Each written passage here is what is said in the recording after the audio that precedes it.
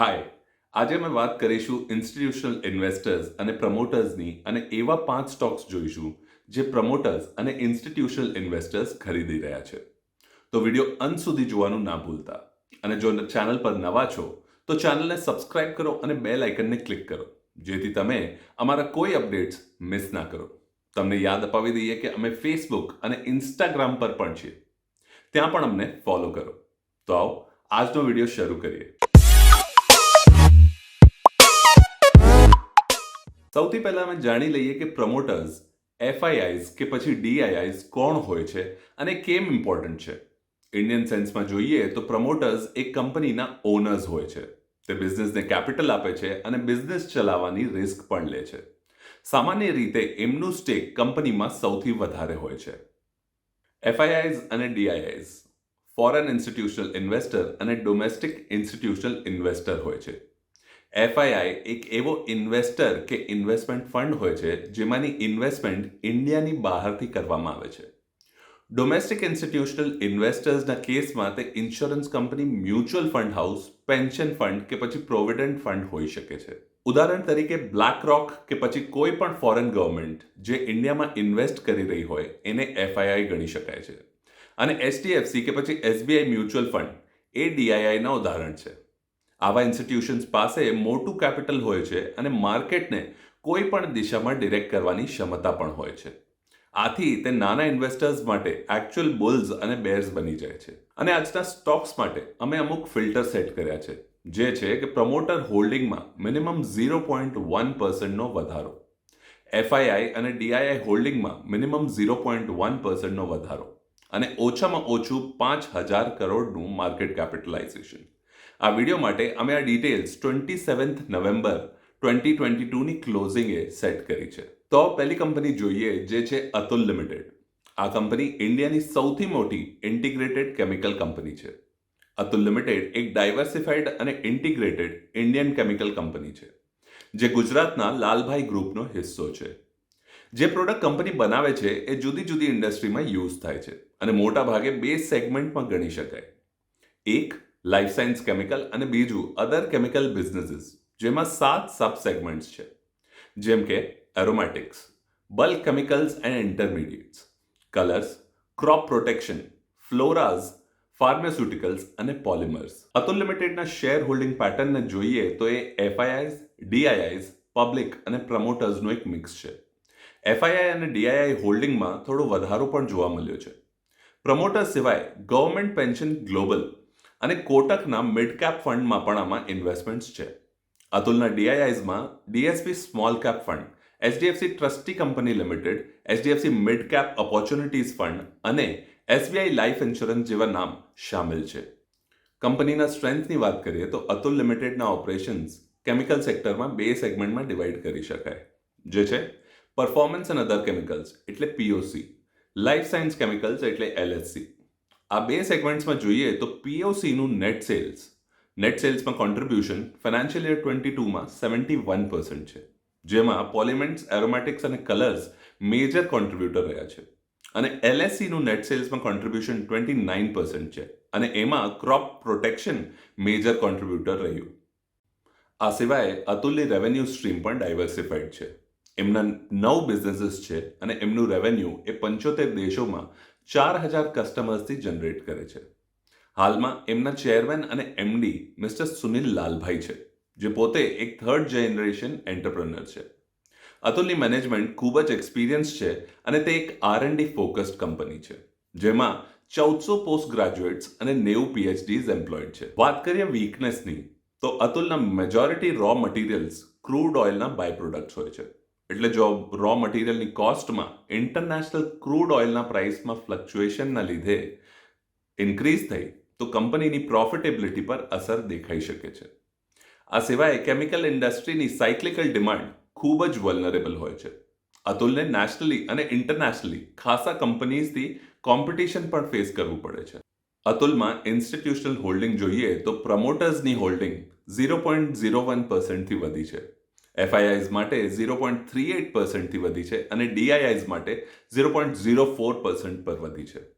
Screen પર અમે અમુક ફાઇનાન્શિયલ અને ટેકનિકલ ઇન્ડિકેટર્સ જોઈ શકીએ છીએ. અતુલ લિમિટેડનું CMP એટલે કે કરંટ માર્કેટ પ્રાઇસ છે 8,201.55. PE રેશિયો જોઈએ તો 40.44 છે. ડેટ ટુ ઇક્વિટી 0.02 પર છે. 5 યરનું CAGR સેલ્સ જોઈએ તો 12.39%થી ગ્રોથ છે. ROE 14.25% છે. 1 વર્ષના રિટર્ન્સ જોઈએ તો -1.13% છે. 5 યરના CAGR રિટર્ન્સ 26.4% છે. 200 DMA જોવા જઈએ તો 8,746 રૂપીસ છે. RSI 14 43.3 ઉપર છે. અમે આમાં 2 ટેકનિકલ ઇન્ડિકેટર્સ પણ એડ કર્યા છે, જેનાથી તમે સ્ટોકને ટેકનિકલ પર્સપેક્ટિવથી એનાલાઇઝ કરી શકો છો. આ 2 ટેકનિકલ ઇન્ડિકેટર્સ છે 200 DMA અને RSI 14. જો એક કંપનીનું સ્ટોક 200 DMA થી વધારે ટ્રેડ થઈ રહ્યું છે તો સ્ટોકને બુલિશ સેન્ટિમેન્ટમાં ગણી શકાય, અને જો 200 DMA થી ઓછું છે તો એ બેરિશ સેન્ટિમેન્ટનો સંકેત છે. અને જો RSI ની વાત કરીએ તો 30 થી ઓછું RSI એને ઓવરસોલ્ડ ગણી શકાય છે. ટ્રેન્ડ રિવર્સલને આમાં એક્સપેક્ટ કરી શકાય છે, એટલે ડાઉન ટ્રેન્ડથી ઉપર જઈ શકે છે. અને જો વેલ્યુ 70 કે 70 થી વધારે છે તો એને ઓવરબોટ સમજીને ટ્રેન્ડ રિવર્સલ એક્સપેક્ટ કરી શકાય છે. તો આવો બીજી કંપની જોઈએ, જે છે JSW લિમિટેડ. JSW સ્ટીલ એ JSW ગ્રુપનું ફ્લેગશિપ બિઝનેસ છે. JSW સ્ટીલ પ્રાઇમરીલી આયર્ન અને સ્ટીલ પ્રોડક્ટ્સના મેન્યુફેક્ચરર છે. સ્ટીલ ઇન્ડસ્ટ્રીમાં કંપનીનું 16,000 કરોડનું સૌથી મોટું માર્કેટ કેપ છે. આ કંપનીમાં તમને બધા જ સ્ટીલ પ્રોડક્ટ્સ જેમ કે galvalume, special alloy, hot rolled, cold rolled કે પછી ગેલ્વેનાઇઝ પણ મળશે. JSW સ્ટીલના શેર હોલ્ડર્સમાં 45.2% પ્રમોટર્સ છે, 10.75% FIIs છે, DIIs જોઈએ તો 9.25% છે અને પબ્લિક ઇન્વેસ્ટમેન્ટ 33.7% છે. આમાં ગવર્મેન્ટના 0.51% ઇન્વેસ્ટમેન્ટ છે અને અન્ય 0.6% પર છે. FIIsમાં જોઈએ તો લોટસ ગ્લોબલ ઇન્વેસ્ટમેન્ટ્સ અને મોર્ગન સ્ટેનલી જેવા નામ શામેલ છે. DIIsમાં જોઈએ તો LIC ઇન્ડિયા અને LIC યુલિપ ગ્રોથ ફંડ જેવા નામ શામેલ છે. JSWની સ્ટ્રેન્થ જોઈએ તો એ પહેલી કંપની છે જે કોરેક્સ ટેકનોલોજીથી હોટ મેટલ પ્રોડ્યુસ કરે છે. કંપની આ ટેકનોલોજીને આગળ લઈ ગઈ વગર ટેસ્ટિંગે, કારણ કે આનાથી એન્વાયરમેન્ટના જુદા લાભ છે. કોર્ટેક્સ ટેકનોલોજી કોસ્ટ ઇફેક્ટિવ પણ છે અને એન્વાયરમેન્ટ ફ્રેન્ડલી પણ. આનાથી વધુ યુનિટ્સ પણ પ્રોડ્યુસ થઈ શકે છે. કંપનીને ખાસું લોકેશન એડવાન્ટેજ પણ છે. તેનું ડોલવી પ્લાન્ટ પોર્ટ પાસે છે અને વિજયનગર પ્લાન્ટ કર્ણાટકાના બેલારી ડિસ્ટ્રિક્ટમાં છે, જ્યાં આયરન ઓર ડિપોઝિટ હોવાના કારણે ફ્રેટ કોસ્ટની સેવિંગ થઈ જાય છે. JSWની વીકનેસમાં એક યુનિક પ્રોબ્લેમ છે કે કંપનીએ 2 કંપની એક્વાયર કરી છે US અને ઇટલીમાં. આ બંને કંપની ખરાબ પરફોર્મ કરી લોસ પોસ્ટ કરી રહી હતી. હાલમાં US સબસિડરીએ પ્રોફિટ બનાવવાના શરૂ કર્યા છે, પણ ઇટાલિયન સબસિડરી હજી લોસમાં છે. આનાથી JSWના કોન્સોલિડેટેડ ફાઇનાન્શિયલ પોઝિશનમાં અસર દેખાય છે.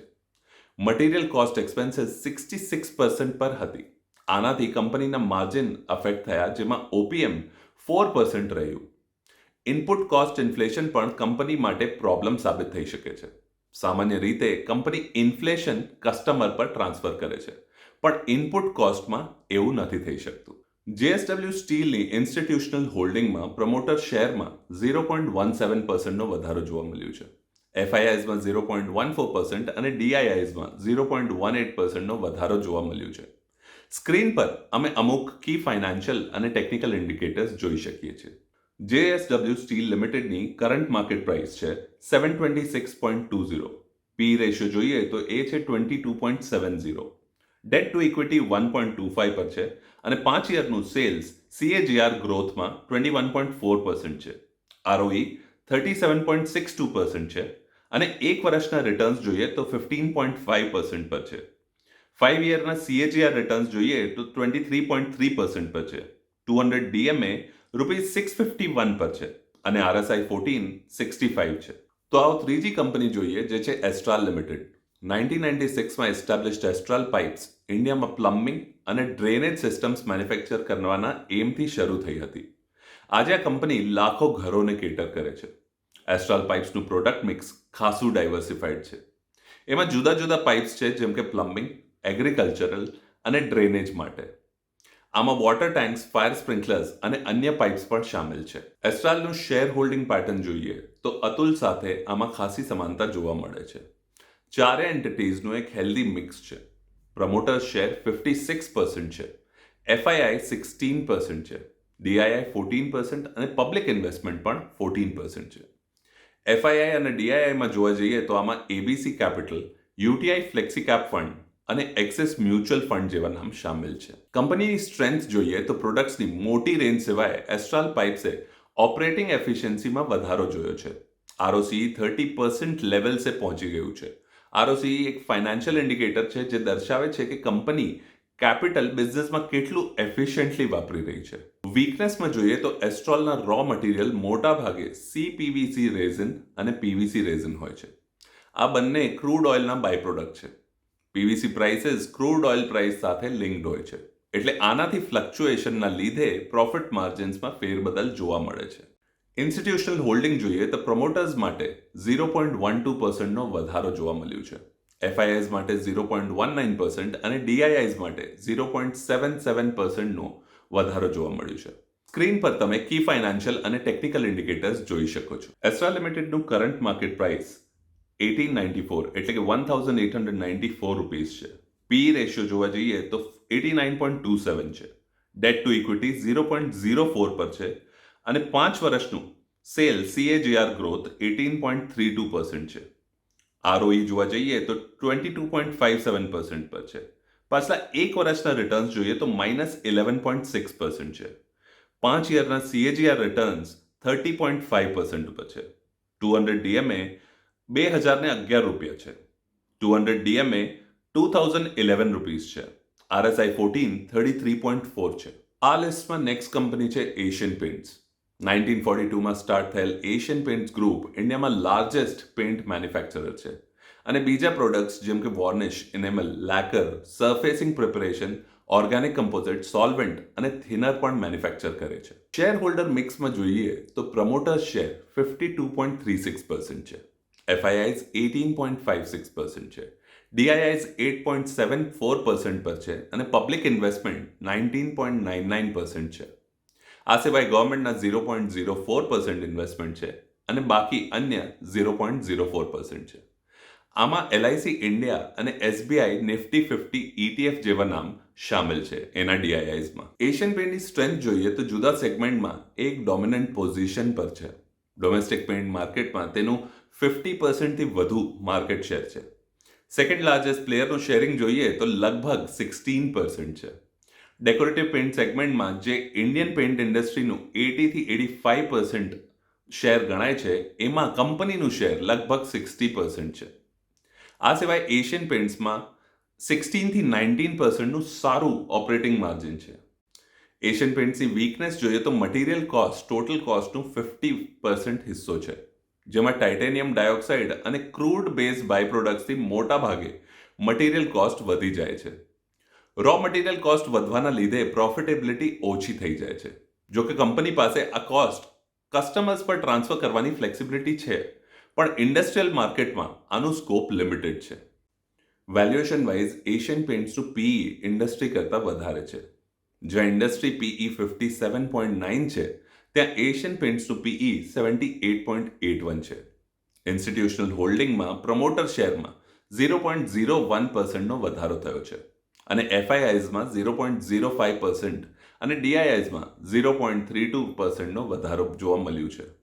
સ્ક્રીન પર અમે અમુક કી ફાઇનાન્શિયલ અને ટેકનિકલ ઇન્ડિકેટર્સ જોઈ શકીએ. એશિયન પેઇન્ટ્સનું CMP એટલે કરંટ માર્કેટ પ્રાઇસ છે 3108.5 રૂપીસ. PE છે 82.42. ડેટ ટુ ઇક્વિટી 0.13 પર છે અને 5 વર્ષનું સેલ CAGR જોઈએ તો 14.1%થી ગ્રો કરી રહ્યું છે. ROE 23.2% છે અને છેલ્લા એક વર્ષના રિટર્ન્સ -1.11% પર છે. છેલ્લા 5 વર્ષના CAGR રિટર્ન્સ 21.9% પર છે. 200 DMA 3142 રૂપીસ પર છે. RSI 14 46.2 છે. આ વિડીયોના છેલ્લા કંપનીને જોઈએ જે છે ડેટા પેટર્ન્સ. આ કંપની એક વર્ટિકલી ઇન્ટિગ્રેટેડ ડિફેન્સ અને એરોસ્પેસ ઇલેક્ટ્રોનિક સોલ્યુશન પ્રોવાઇડર છે. આ company indigenously developed defence products ઇન્ડસ્ટ્રીને કેટર કરે છે. શેર હોલ્ડિંગ પેટર્નને જોઈએ તો પ્રમોટર્સ શેર 45.76% છે. 1.6% FIIsનું ઇન્વેસ્ટમેન્ટ છે અને 9.24% DIIs પાસે છે. પબ્લિક શેર આમાં 43.4% છે. DIIsમાં જોઈએ તો એક્સિસ મ્યુચ્યુઅલ ફંડ અને ટાટા AIA ઇન્સ્યોરન્સ જેવા નામ સામેલ છે. કંપનીની સ્ટ્રેન્થ જોઈએ તો કંપનીએ છેલ્લા 5 વર્ષમાં 163% કમ્પાઉન્ડેડ પ્રોફિટ ગ્રોથ જોઈ છે અને પાછલા 3 વર્ષોમાં 130%ની ગ્રોથ જોઈ છે. કંપની મેનેજમેન્ટનું 3 દેશોથી ડિઝાઇન ડેવલપમેન્ટ અને એરોસ્પેસ અને ડિફેન્સના ઇલેક્ટ્રોનિક મેન્યુફેક્ચરિંગમાં એક એસ્ટાબ્લિશ ટ્રેક રેકોર્ડ છે, જેનાથી કસ્ટમર્સ અને સપ્લાયર્સથી એક સ્ટ્રોંગ રિલેશન કાયમ થાય છે. કંપનીના મેજર કસ્ટમર્સમાં ministry of defence, defence research and development organisation, BrahMos aerospace private limited, Bharat electronics limited, Hindustan aeronautics limited જેવા નામ સામેલ છે. કંપનીની વીકનેસ જોઈએ તો ફક્ત એક જ વાત છે કે સ્ટોક વેલ્યુએશન ખાસું હાઈ છે, એટલે ઇન્વેસ્ટર્સ પહેલાથી જ ઇન્વેસ્ટ કરી ચૂક્યા છે. સ્ટોકનું PE 66.5 છે, ત્યાં જ ઇન્ડસ્ટ્રીનું PE 39.5 છે. ડેટા પેટર્ન્સનું ઇન્સ્ટિટ્યુશનલ હોલ્ડિંગ જોઈએ તો પ્રમોટર શેરમાં 0.14%નો વધારો થયો છે. FIIsમાં 0.17% અને DIIsમાં 0.99%નો વધારો થયો છે. સ્ક્રીન પર અમુક કી ફાઇનાન્શિયલ અને ઇન્ડિકેટર્સ છે, એ આપણે જોઈ લઈએ. ડેટા પેટર્ન્સનું કરંટ માર્કેટ પ્રાઇસ છે 1356.45, PE છે 64.38, ડેટ ટુ ઇક્વિટી 0.02 પર છે અને પાછલા 5 વર્ષનું સેલ CAGR 44.42% થી વધી રહ્યું છે. ROE 24.02% છે અને 200 DMA 985 રૂપીસ છે. RSI 14 જોઈએ તો એ 52.2 છે. તો આ હતો આજનો વિડીયો. એક વાતનું ધ્યાન રાખવું કે આ વિડીયો ફક્ત રિસર્ચ અને એજ્યુકેશનલ પર્પઝ માટે છે. આમાં કોઈ પણ બાય કે સેલની રિકમેન્ડેશન નથી. ઇન્વેસ્ટ કરતા પહેલા પોતે રિસર્ચ કરવી. આવા જ સ્ટોક માર્કેટના અપડેટ્સ માટે ગ્રોના આ ચેનલને સબસ્ક્રાઇબ કરો. આવતા વિડીયોમાં મળીએ, ત્યાં સુધી હેપી ઇન્વેસ્ટિંગ.